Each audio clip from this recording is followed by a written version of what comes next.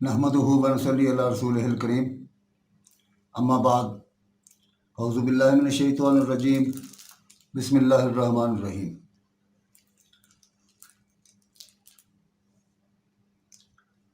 जवाहर गंज शकर से हज़रत ख्वाजा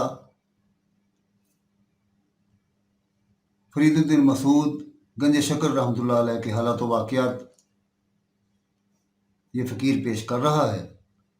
आज इस सिलसिले की चौथी नशिस्त है। पिछली नशिस्त में हमने आपकी इबादत व रियाज़त पर बात की थी।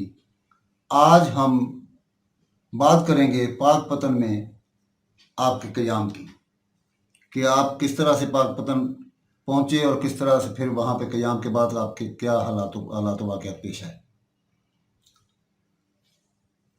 दोस्तों, हाँसी को छोड़ने के बाद हज़रत बाबा फरीदुद्दीन मसूद गंज शकर रहमतुल्लाह अलैह अपने आबाई कस्बे खोतवाल में जाकर क़याम पज़ीर हो गए और वालिदा मोहतरमा की खिदमत आलिया में रहकर ज़िंदगी के शब व रोज़ बसर करने लगे। मगर जल्द ही आपकी रूहानियत और बुजुर्गी की शोहरत गिरदो नवा का हजूम रहने लगा और आपकी तबीयत चूँकि तन्हाई पसंद थी, इसलिए आपको ज़्यादा लोगों का आना अच्छा न लगता था। लिहाजा एक रोज़ आप कोतवाल से निकलकर एक गैर मारूफ मकाम पर आ गए और हमेशा के लिए उसे अपना जाए मस्कन बना लिया।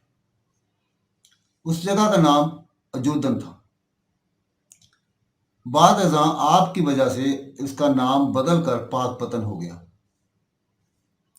जिस ज़माने में हज़रत बाबा फरीद ने अजूदन में क़याम किया था, उन दिनों अजूदन के गिरदो नवा में बहुत वीराना था।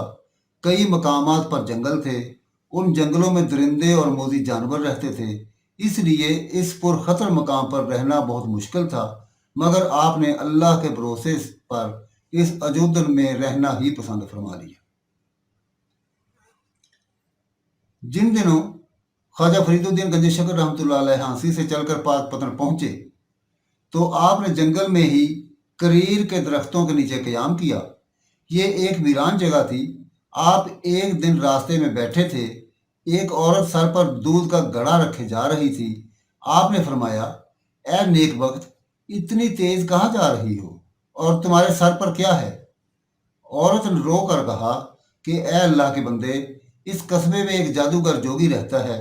हम गरीबों पर उसने इस कदर मुसीबत डाल रखी है कि हम बयान नहीं कर सकते। वो जो चीज़ हमसे मांगता है, अगर हम ना दें तो दर्द और बुखार में मुब्तला हो जाते हैं। हर रोज़ एक ना एक घर से उसे दूध पहुंचाना होता है। अगर उसे दूध ना पहुंचाया जाए तो हमारे घर का सारा दूध खून बन जाता है। मैं इसलिए तेज तेज जा रही हूँ कि अगर देर हो गई तो कोई नई मुसीबत हमारे सर पर टूट पड़ेगी। हज़रत ख्वाजा ने उसकी दास्तान सुनी। फरमाया कि आज तुम यहाँ बैठ जाओ, दूध उन दरवेशों में तकसीम कर दो, हम देखते हैं कि वो जोगी क्या करता है। औरत वहीं बैठ गई, दूध का घड़ा सर से उतारा और तमाम गरीबों में तकसीम कर दिया। खुद जोगी के खौफ से कांप रही थी कि जोगी का एक चेला वहां आ पहुंचा। उसने देखा कि औरत ने जोगी के हिस्से का दूध फकीरों में बांट दिया। वो हसद और गैरत से जल उठा, औरत को गालियां देने लगा। हजरत शेख ने उसे समझाया कि इस किस्म की बदजुबानी से बाज आ जाओ। ये सुनते ही उसकी जुबान बंद हो गई। उसके पांव जमीन में जकड़े गए। अब ना बोल सकता था और ना अपनी जगह से हिल सकता था। अब जोगी का एक और चेला पहुंचा, वो भी पहले की तरह जकड़ा गया। इस तरह जोगी के तमाम चेले एक एक करके आते रहे और जमीन में जकड़े जाते रहे। आखिरकार जोगी खुद उठा और अपने चेलों की तलाश में वहां पहुंचा। उन्हें देखकर गजब में आ गया और गालियां बकने लगा। हजरत शेख ने आवाज दी कि ए जमीन, इस बेदीन को भी पकड़ लो। इसके भी पांव जमीन में जम गए। उसने अपने जादू और मंत्र से बड़ी कोशिश की, मगर उसे रिहाई ना हुई। आखिर उसने आहुजारी शुरू कर दी। आपने फरमाया, तुम्हें इस शर्त पर छोड़ा जाएगा कि तुम इसी वक्त बोरिया बिस्तर बांध कर यहां से चले जाओ और फिर कभी इस तरह मुंह ना करना। जोगी ने यह बात मान ली اور اپنے چیلوں کے ساتھ پاک پتن کی سرزمین کو چھوڑ کر کہیں دور چلا گیا۔ حضرت بابا فرید گنج شکر رحمۃ اللہ علیہ نے جب اجودن کو اپنی جائے مسکنت بنایا تو اس شہر کے لوگ غیر مسلم تھے، اور اجودن کے گرد و نواح میں بھی ہندوؤں کی بستیاں اور گاؤں تھے۔ خیر المجالس میں لکھا ہے کہ حضرت بابا فرید نے جب اجودن میں ڈیرا لگایا تو اس وقت شہر میں ہندوؤں کی اکثریت تھی، اور عام طور پر وہاں کے باشندے، کیا ہندو اور کیا مسلمان، سخت طبیعت، سخت دل تھے، اور ظاہر پرست جوگیوں کے پیروکار تھے، اور اللہ والوں کے منکر اور مخالف تھے۔ اخبار الاختیار میں بھی یہی لکھا ہے کہ اجودن کے لوگ عادتوں کے درویشوں کے منکر تھے۔ غرض یہ کہ اس شہر کے لوگ کج طبع، بد مزاج اور بد اعتقاد تھے۔ لہذا حضرت بابا فرید رحمۃ اللہ علیہ جب اس غیر معروف جگہ پر تشریف لائے اور وہاں کے حالات دیکھے تو انہوں نے کہا کہ یہی میرے رہنے کی جگہ ہے، کیونکہ یہاں خلوت بہت ہے۔ یہی وجہ ہے کہ شیخ ابراہیم ثانی نے کہا، چل فریدا اوتھے وسیے جتھے وسن انے، نہ کوئی سانو جانے نہ کوئی ساڈی منے۔ سیر العارفین میں لکھا ہے، اس وقت شہر کے باشندوں میں چند جوگیوں کا بڑا اثر تھا، لوگ ان کے جادو سے ڈرتے تھے اور ان کی عزت کرتے تھے۔ غیر مسلمانوں کے علاوہ جو مسلمان اس شہر میں رہتے تھے وہ بھی جادو سے متاثر تھے۔ حضرت بابا صاحب نے ایسے حالات میں شہر کے باہر ایک ویرانے میں ڈیرا لگایا۔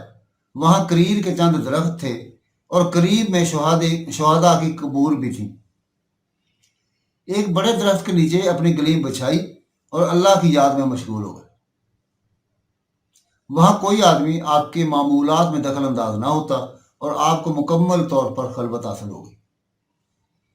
حضرت نظام الدین اولیاء رحمۃ اللہ علیہ فرماتے ہیں کہ حضرت بابا فرید رحمۃ اللہ علیہ کچھ عرصہ ہانسی میں رہے، وہاں پر علم کے مطابق عمل کیا تو وہاں بہت جلد شہرت پا گئے۔ وہاں سے کوٹوال چلے گئے۔ یہ جگہ بھی اگرچہ تنہا تھی لیکن ملتان کے قریب تھی، اس لیے یہاں پوشیدہ نہ رہ سکے اور مشہور ہو گئے۔ بارہا سوچا کہ یہاں سے بھی چلا جاؤں، لاہور زیادہ پرآشوب نہیں ہے، دریا بھی اس کے قریب ہے، وہاں اقامت اختیار کر لوں۔ الغرض اجودن میں جا کر رہائش اختیار کر لی۔ حضرت بابا فرید رحمۃ اللہ علیہ جب پاک پتن میں یاد الہی میں مصروف ہو گئے تو جوں وقت گزرتا گیا تو آپ کی بزرگی کا چرچا ہونا شروع ہو گیا۔ دکھی اور مصیبت زدہ لوگ دعائیں لینے اور فیض و برکات حاصل کرنے کے لیے آنا شروع ہو گئے۔ وہ اس سے حضرت کی شہرت پاک پتن کے علاوہ گرد و نواح میں بہت جلد پھیل گئی۔ آپ نے جب مخلوق خدا کی آمد و رفت کا سلسلہ دیکھا تو آپ نے یہاں سے بھی کسی اور مقام کی طرف جانے کا ارادہ کر لیا، مگر ایک روز آپ کو خواب میں آپ کے مرشد حضرت خواجہ قطب الدین بختیار کاکی ملے۔ انہوں نے آپ سے فرمایا کہ اسی شہر میں مستقل طور پر اپنی سکونت اختیار کر لو اور مخلوق خدا کو راہ حق کی طرف دعوت دو، کیونکہ یہاں کفر و شرک بہت زیادہ ہے، اس لیے یہاں شمع ہدایت روشن کرنا بہت ضروری ہے۔ انشاءاللہ اجودن اور اس کا گرد و نواح نور ہدایت سے جگمگا اٹھے گا۔ مرشد گرامی سے خواب میں حکم ملنے کے بعد آپ نے بقیہ زندگی اجودن ہی میں گزارنے کا فیصلہ کر لیا۔ پاک پتن یعنی اجودن دریائے ستلج کے قرب ہی میں اس زمانے میں واقع تھا۔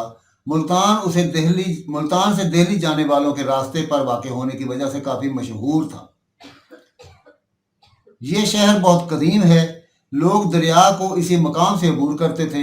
حضرت بابا فرید رحمۃ اللہ علیہ کے یہاں آنے کے بعد اجودن کے لوگ اسے پاک پتن کہنے لگے۔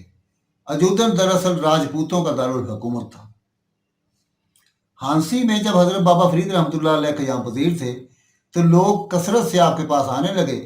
آپ نے ہانسی کو چھوڑ کر تھوڑی دیر کے لیے کوتوال رہائش اختیار فرمائی، لیکن بالآخر اجودن کو اپنا قدوم مبارک سے نوازا۔ شہر سے باہر ویرانے میں کریر کے درختوں کے جھنڈ میں ڈیرے ڈال دیے۔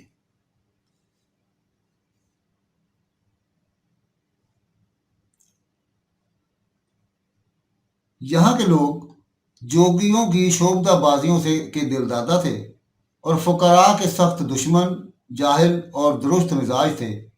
حضور بابا جی نے فرمایا، یہی جگہ ہمارے رہنے کے قابل ہے۔